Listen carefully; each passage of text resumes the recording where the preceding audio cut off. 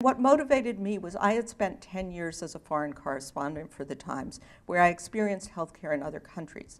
So I broke my arm in Stockholm, went to the best hospital, the best orthopedist on fantastic insurance. He saw me, sent me next door for an x-ray, splinted the arm, and then apologized for having to charge me $400, which was the private rate.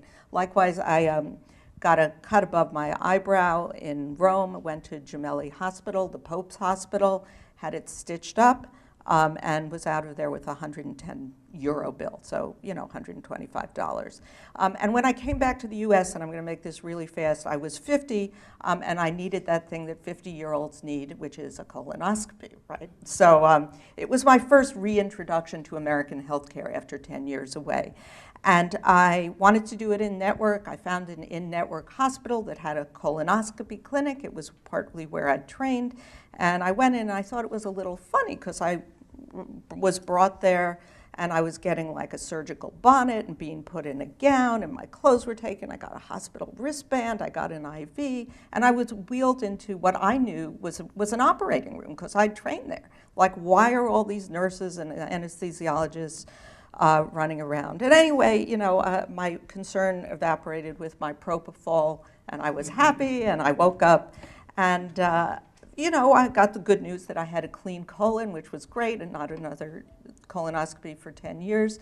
And I didn't really think much of it until I got a bill and an explanation of benefits statement about a month later, which showed that that hospital had billed $12,000 for my screening colonoscopy, and my insurer, on my behalf, had bargained it down to about $9,500.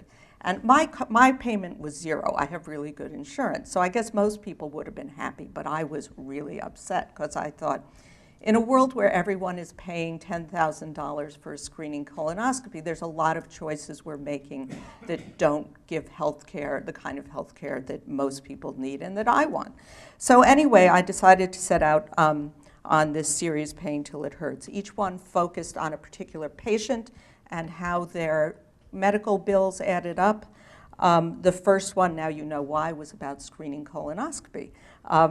And I put out calls on social media through a wide variety of forums, comments on the New York Times website, and also on Twitter. And I said, anyone had a screening colonoscopy recently who'd like to tell me about their costs? And there was a wonderful woman named Deirdre Yapalater who was on Long Island, who was having a screening who had just had one, who was on her lunch break and tweeted me, yeah, I'd like to tell you about mine. So she became the topic of the first story.